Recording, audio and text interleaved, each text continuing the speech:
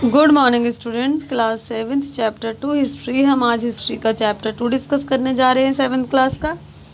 आपके 3 चैप्टर मैं करवा चुकी हूँ, एक हिस्ट्री में, एक सिविक्स में और एक ज्योग्राफी में।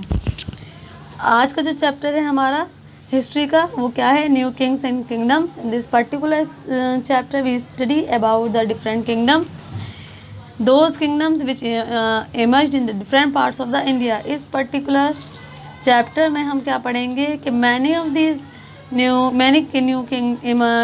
kingdoms dynasties emerged ever after the 17th century। Hindustan में 17th सेंचुरी के बाद बहुत सारी नई नई डायनेस्टीज़ या साम्राज्य या सल्तनतें या डायनेस्टीज़ हुकूमतें उभर कर सामने आई हैं। Map 1 show the major ruling dynasties in different parts of the subcontinent between the 7th and 12th century। जो मैप 1 है आपकी बुक का वही शो करता है कि किस तरह से हिंदुस्तान के अलग अलग हिस्सों में कौन कौन सी डायनेस्टीज़ इमर्ज हुई हैं 17th सेंचुरी और 12th सेंचुरी के दरमियान, यानी कि 7वीं शताब्दी और 12वीं शताब्दी के बीच हिंदुस्तान के किन किन हिस्सों में कौन कौन सी डायनेस्टीज़ इस्टेब्लिश्ड हुई हैं।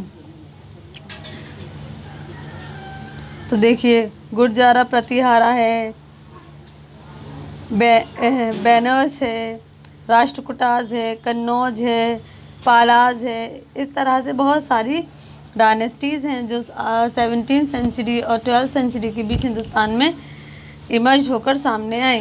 The emergence of new dynasties हमारा न्यू टॉपिक है। The emergence of new dynasties by the 17th century there were big landlords और warriors chief in different region of the subcontinent. अगर हम 17th century को देखें, 17th century की बात करें तो हमें पता चलता है कि इस वक्त हिंदुस्तान में बहुत बड़े बड़े लैंडलॉर्ड्स थे, वॉरियर्स थे, वॉरियर्स चीफ्स थे, यानी कि और ये वो लोग थे जो हिंदुस्तान के अलग अलग जगहों पर रहते थे, यानी कि अलग अलग रीजन्स में ये लोग रहते थे। इसको हम ऐसे भी कह सकते हैं कि हिंदुस्तान के अलग अलग हिस्सों में अलग अलग तरह की डायनेस्टीज़ या अलग अलग हिस्सों में नई डायनेस्टीज़, अलग अलग डायनेस्टीज़ उभर कर सामने आई हैं। अब वो कौन कौन सी डायनेस्टीज़ हैं उन्हें हम चलिए डिटेल में पढ़ते हैं। Existing kings acknowledged king often acknowledge them as their subordinate और समानता। देखो क्या होता था कि जो भी डायनेस्टीज़ होती थी या जो भी किंगडम्स होती थी वहाँ पर उनको रूल करने वाला एक किंग होता था। तो वो क्या करता था, वो अपने लिए कुछ सबऑर्डिनेट्स या कुछ समानता, acknowledge them as their subordinates और समानता। तो एग्जिस्टिंग किंग यानी कि जो किंग वगैरह होते थे तो अक्सर उनको उनकी समानताज के बारे में उनके जो सबऑर्डिनेट्स होते थे वो अवेयर कराते थे। They were expected to bring gift for their kings और ओवरलॉर्ड्स। और ये समानताज जो हैं अपने राजा महाराजाओं के लिए, ओवरलॉर्ड्स वगैरह के लिए गिफ्ट्स वगैरह लाते थे। Be present at their court and to provide them with military support. और ये लोग क्या करते थे, समानताज अपने किंग और लॉर्ड वगैरह को सपोर्ट प्रोवाइड को कोर्ट वगैरह में जो उनके दरबार होते थे वहाँ पर ये इनको मिलिट्री सपोर्ट प्रोवाइड किया करते थे। As samantas gain power and wealth, जैसे जैसे समानताज को ताकत मिलती गई, दौलत मिलती गई, दे declared themselves to be महासहानता।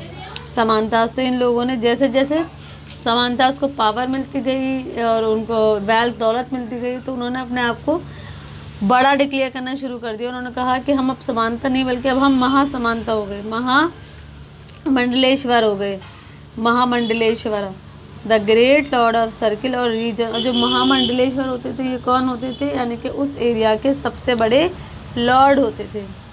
And so on some time they asserted their independence from their Overlord.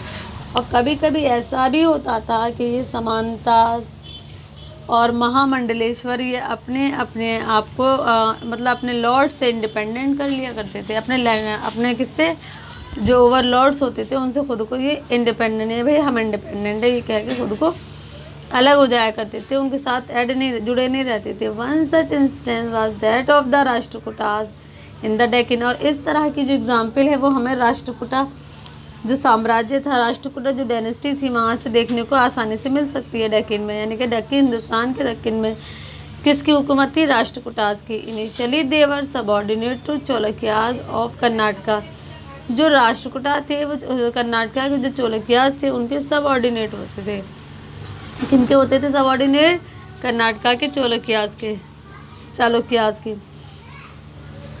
In the mid 8th century Dantidurga Rashtrakuta chief overthrew his Cholakya overlord and performed a ritual called hiranyagarbha. देखो 18th century के mid में अगर हम देखें तो दांती दुर्गा एक Rashtrakuta chief था। उसने क्या किया? उसने चौलकिया को ओवरथ्रो किया, मतलब हरा दिया, और परफॉर्म और फिर उसके बाद एक अपने आप को उसकी जगह पर खुद आ गया और एक रिचुअल परफॉर्म की। वो क्या थी? उसको कहा जाता है हिरानिया गरबा। हिरानिया गरबा का लिटरेरी मतलब क्या है? Golden वूम। When this ritual was performed with the help of ब्राह्मण, और इस रिचुअल को किन लोगों की मदद से पूरा किया गया? ब्राह्मण्स की मदद से। यानी कि जो रस्म व रिवाज हैं, तौर तरीक़े, इन तमाम चीज़ों की जो नॉलेज है वो ब्राह्मण लोगों को ज़्यादा होती है धर्म की। It was thought to lead to the rebirth of the sacrificer as the Kshatriya even if he was not one by birth. और ये माना जाता था कि जो भी लोग सेक्रीफाइस देते हैं, सेक्रीफाइस होते हैं, तो वो दोबारा क्या करेंगे? दोबारा वो जन्म लेंगे, उनकी रीबर्थ होगी, वो क्षत्रिय के फॉर्म में दोबारा उनका जन्म इस दुनिया में होगा।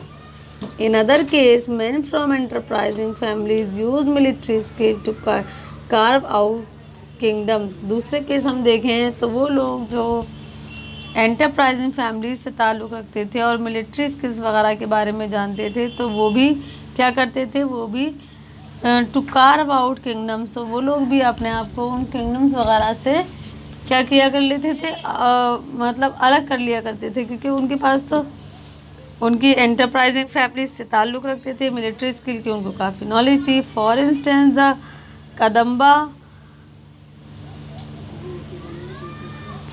Kadamba Mayurasharman and the Gurjara Pratihara Harichandra were Brahmins who gave up their traditional profession and to arm. अब इसके बारे में हम ये कह सकते हैं कि इस तरह के वो लोग जो एंटरप्राइज फैमिली से बिलोंग करते थे, मिलिट्री स्किल जानते थे, अपने आप को वो भी राज्य से किंगडम्स वगैरह से बाहर कर लिया करते थे। तो ये एग्जाम्पल हमें मिलती है कदम्बा मायूरशरमान से, और जो गुर्जारा प्रतिहारा हैं उनसे। ये लोग कौन थे? ये ब्राह्मण थे, और उन्होंने अपने आप की जो भी इनकी ट्रेडिशनल रस्म रिवाज थे उनको फॉलो करते थे, और हथियार चलाना भी ये लोग जानते थे। Successfully established kingdom in Karnataka and Rajasthan respectively. अब सवाल ये उठता है कि ये लोग कौन थे? कि एंटरप्राइजिंग फैमिली से बिलोंग करते थे और काफ़ी सक्सेसफुल भी थे। तो इन लोगों ने, और हथियार चलाना भी जानते थे, अपने ट्रेडिशनल प्रोफेशन की भी नॉलेज थी इन लोगों को।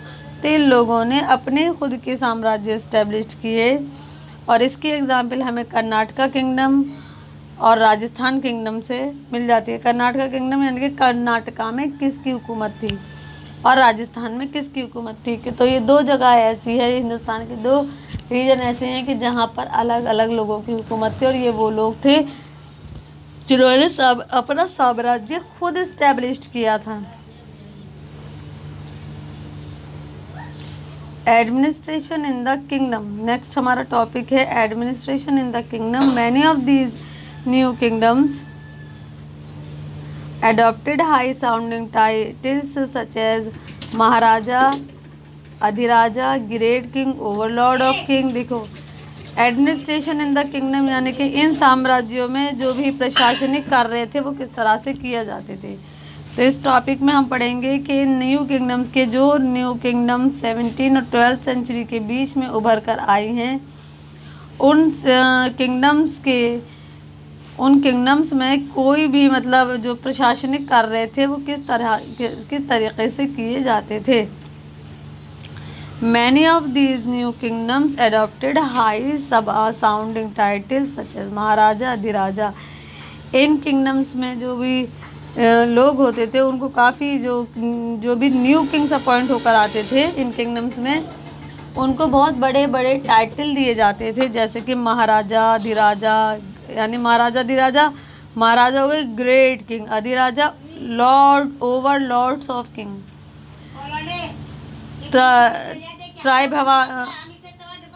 ट्राइभवाना chakravarti lord of the three world. Tribhuvana chakravarti यानी कौन हुए? 3 दुनियाओं के खुदा के लिए। ट्राई का मतलब होता है बेटा 3, ट्राई मीन्स 3।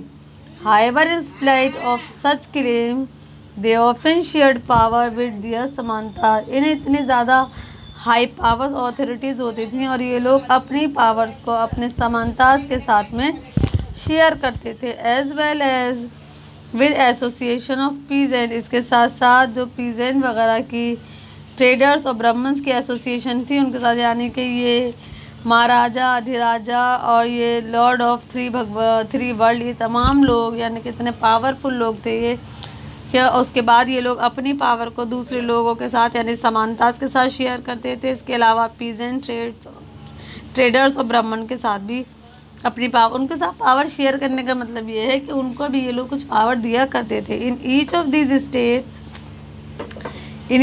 स्टेट कौन कौन से स्टेट, जैसे कि कर्नाटक है, राजस्थान है और अभी हम आगे पढ़ेंगे। Resources were obtained from the producers, तो रिसोर्सेज जो भी रिसोर्सेज थे वो प्रोड्यूसर से लिए जाते थे। और प्रोड्यूसर कौन थे? पीजेंट थे, कैटल कीपर्स थे, आर्टिसंस थे, who were often persuaded or compelled to surrender part of what they proceed। और ये वो लोग थे कि इनको एक तरह से मजबूर किया जाता था, इनको प्रेशराइज्ड किया जाता कि हाँ कि ये वही चीज़ प्रोड्यूस करें जो प्रोड्यूस करनी चाहिए, जिसकी के बाकी मतलब जिसकी के रॉयल लोगों को ज़रूरत है। Sometimes these were claimed as rent due to a lord who asserted that he owned the land। कभी कभी क्या होता था, इन लोगों पर रेंट वगैरह के लिए, किराए वगैरह के लिए भी इनको फोर्स किया जाता था और ये लोग अपने जो लॉर्ड होते थे उनको क्या कहते हैं, लैंड वगैरह दिया करते थे।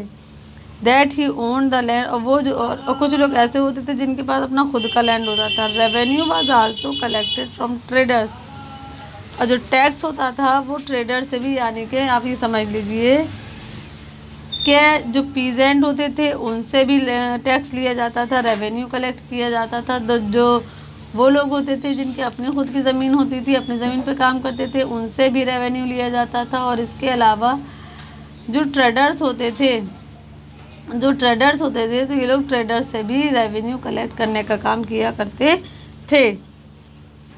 These resources were used to finance the king's establishment as well as for the construction of temple and forts। और इन रिसोर्सेज का इस्तेमाल यानी कि ये जो टैक्स का पैसा आता था, इसी टैक्स के पैसे से किंग की तमाम चीज़ों को इस्टेब्लिश किया जाता था। किंग के अपने जो किंग की रॉयल लाइफ होती थी उसको मेंटेन कैसे किया जाता था, इसी टैक्स के पैसे से। इसके अलावा मंदिर और किले भी, यानी कि बड़े बड़े जो किले और मंदिर होते थे वो भी इसी टैक्स के पैसे से बनवाए जाते थे। They were also used to fight war which were in turn expected to lead to the acquisition of wealth in the form of plunder and access to land as well as trade route।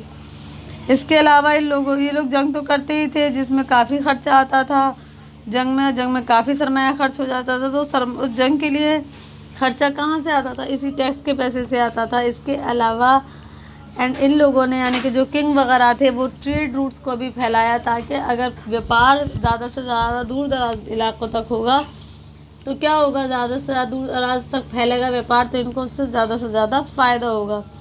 The functionaries for collecting revenue were generally repeated from influential family. अब वो लोग जो इस तरह का काम करते थे यानी कि टैक्स कलेक्शन या रेवेन्यू कलेक्शन का काम करते थे, वो लोग उन लोगों को बाकायदा एक अच्छी खासी ट्रेनिंग दी जाती थी और ये लोग एक बावकार फैमिली से बिलोंग करते थे।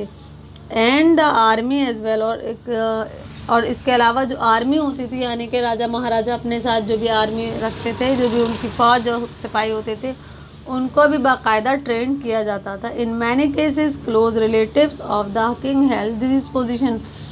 बहुत सारे हम डायनेस्टीज़ को देखें, बहुत सारे साम्राज्यों को देखें तो हमें पता चलता है कि बहुत सारे किंगडम्स में जो इस तरह की पोजीशंस होती थी यानी कि जो बड़ी बड़ी और ऊंची ऊंची पोजीशंस होती थी उन पर ये लोग अपने रिलेटिव्स को, अपने रिश्तेदारों को ही अपॉइंट किया करते थे। यानी कि बहुत सारे साम्राज्य में जो हायर पोस्ट होती थी वो लोग किंग अपने ही रिलेटिव्स को दिया करते थे, उन पर किसी बाहर वाले का अपॉइंटमेंट नहीं किया करते थे। बेटा आज आपका ये टॉपिक हो गया। नेक्स्ट टॉपिक है आपका prashastis and land grant. This topic I will discuss in next video. Thank you very much.